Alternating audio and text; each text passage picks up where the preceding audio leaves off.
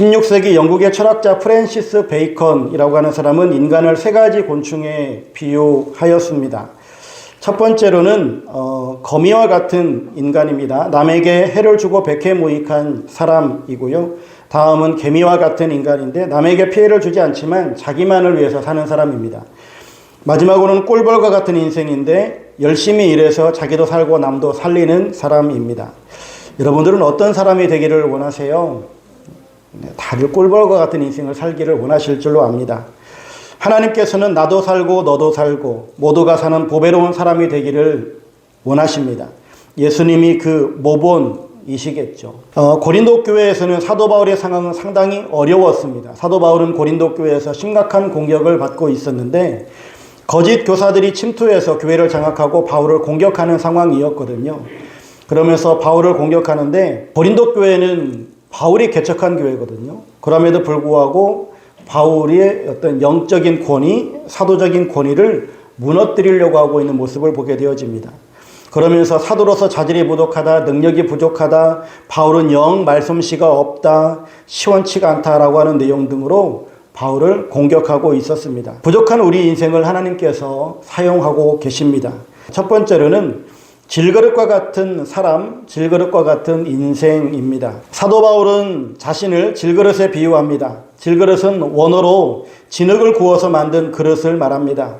이런 그릇은 옛날에는 정말 흔한 그릇이었고 그리고 가격이 저렴했으며 또한 잘 깨지는 그릇입니다. 그래서 쉽게 바꿀 수 있는 그릇이었습니다. 사실 아무런 별 가치가 없는 그런 그릇이죠.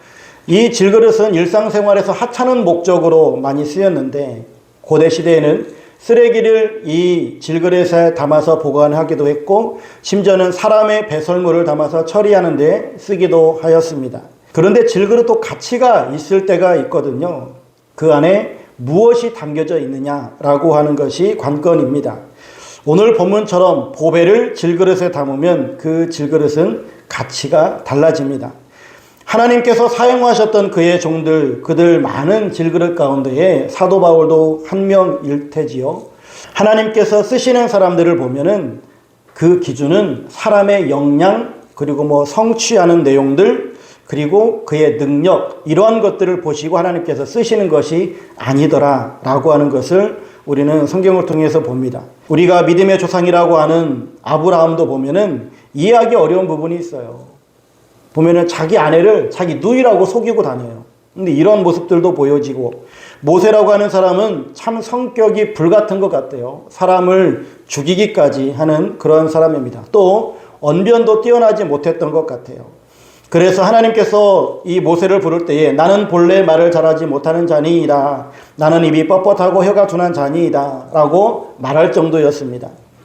그런데 하나님께서 그런 사람을 또한 쓰셨거든요. 이러한 질그릇과 같은 인생이 하나님께 쓰임받았다라고 하는 것이죠. 왜 이렇게 부족한 것이 많은 인생임에도 불구하고 하나님께서 그들을 쓰셨는가 하는 것은 보배이신 예수님 때문이다라고 하는 사실을 보게 되어집니다. 그렇다면 성경에서 보배는 무엇일까를 한번 생각을 해보면 첫 번째로는 바로 예수 그리스도께서 보배이시다라고 하는 겁니다. 골로새서 2장 3절 말씀에 보면 그 안에는 지혜와 지식의 모든 보화가 감추어져 있느니라 라고 말씀해주고 있습니다.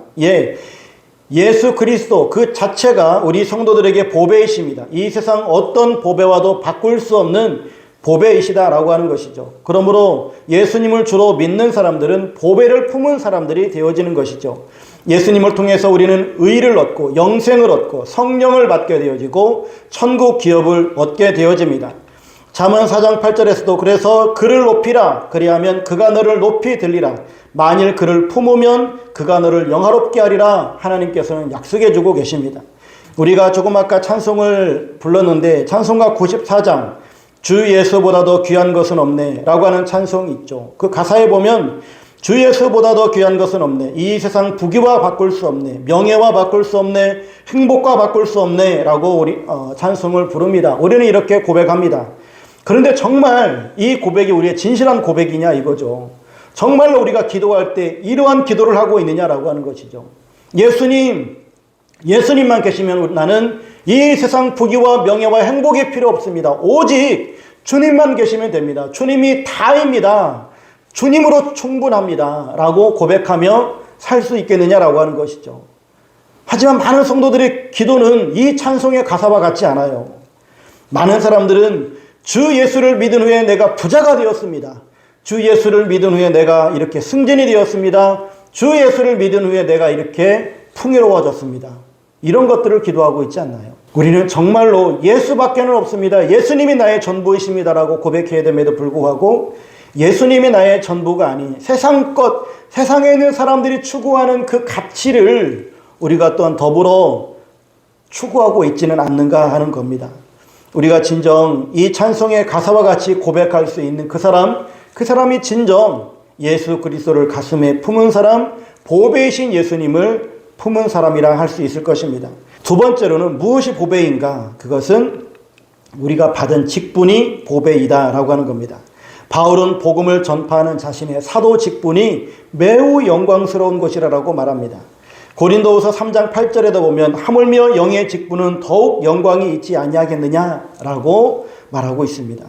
과거 교회를 핍박하던 바울, 그 바울이 사도라고 하는 직분을 수여받았을 때 그는 그 직분을 너무나 귀히 여겼습니다. 그러므로 우리 성도들도 하나님께서 나에게 맡겨주신 이 직분을 보배로 여길 수 있어야 하겠습니다. 그 직분을 통해서 우리는 하나님께 상급을 받고 또한 사람들을 구원으로 인도해내는 놀라운 역할들을 감당해낼 줄로 믿습니다. 여러분들의 이 직분을 소중히 여기실 수 있기를 부탁을 드립니다. 세 번째로는 믿음이 보배입니다. 베드로 사도는 베드로후서 1장 1절에 우리 하나님과 구주 예수 그리스도의 의를 힘입어 동일하게 보배로운 믿음을 우리와 함께 받은 자들에게 편지하노니 라고 말씀하고 있습니다.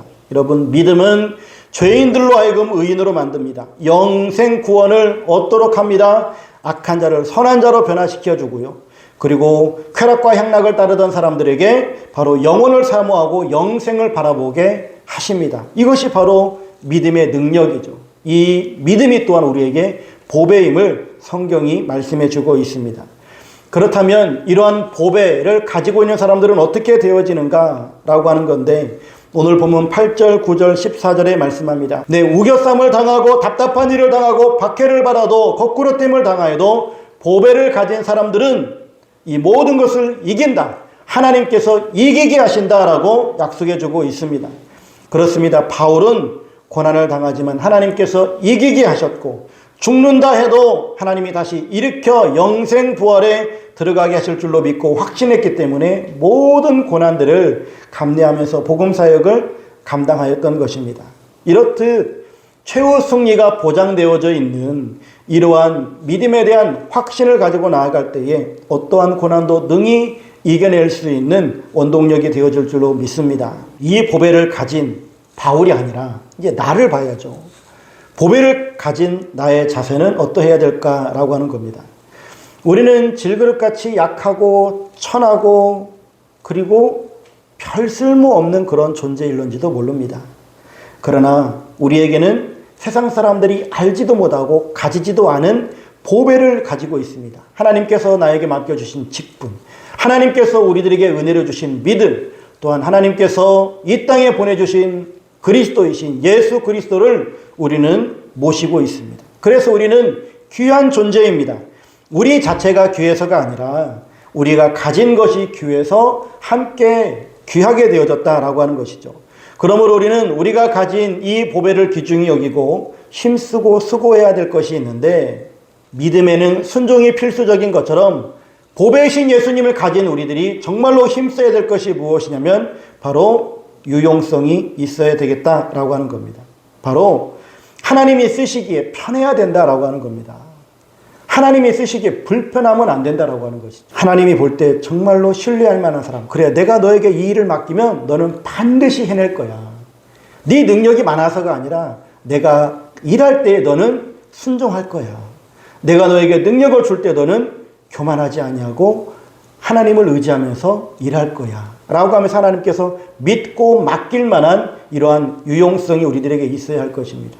그러하기 위해서 우리들에게 정말로 필요한 덕목이 바로 겸손이라고 하는 거예요. 세상은요, 정말로 똑똑한 사람, 능력 있는 사람, 성과가 많은 사람들을 찾아요. 하나님께서는 그런데 그러한 능력을 보시는 것이 아닙니다.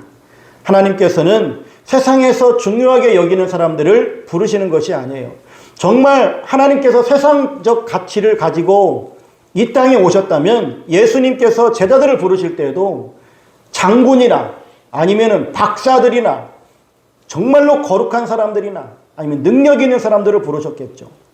그러나 그런 사람들을 부른 것이 아니었습니다. 주님이 제자들을 부르는 과정들을 보면 어부를 부르시고 미움받던 세리를 부르시고 또한 아무 이름도 없는 그러한 무명의 사람들을 부르는 것들을 보게 되어집니다.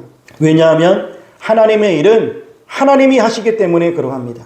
오늘 보면 7절에도 그래서 심히 큰 능력은 하나님께 있고 우리에게 있지 아니함을 알게 하려 함이라 라고 말씀해 주고 있습니다. 예, 능력은 하나님께 있는 것이지 나에게 있는 것이 아니다 라고 하는 겁니다. 그래서 사도 바울은 이렇게 고백합니다. 내 말과 내 전도함이 설득력 있는 지혜의 말로 하지 아니하고 다만 성령의 나타나심과 능력으로 하여 너희 믿음이 사람의 지혜에 있지 아니하고 다만 하나님의 능력에 있게 하려 하였노라 라고 말씀하고 있습니다. 연약하더라도 부족하더라도 자랑할 것이 없다 하더라도 하나님은 선택하여 사용하십니다. 그렇더라도 하나님의 일은 망하지 않습니다. 바울로 치면 정말로 약점이 많은 사람이죠. 하지만 그 약점이 그의 사역을 망하게 하지 않았습니다. 바울의 목회가 망하지 않았다고요. 하나님께서 그의 사역과 그의 목회를 도우시고 하나님께서 인도하시니까 그의 연약함이 오히려 사역을 더욱더 빛냈고 하나님의 능력이 더욱더 나타났으며 또한 하나님이 주신 능력이 방해받지 않고 흘러갔다라고 하는 사실이에요. 우리는 하나님의 귀한 그릇들입니다. 정말 기분 좋고 감사하게 하나님 나는 주님의 종입니다. 하나님 나는 질그릇입니다. 라고 고백하면서 질그릇인 나에게 보배이신 예수님 나와 함께 하셔서 내 삶을 인도하여 주옵소서. 오로지 주님만이 드러나게 하옵소서. 라고 간증하며 나아갈 때에 고백하며 나아갈 때 하나님께서는 반드시 우리를 귀하게 쓰실 줄로 믿습니다.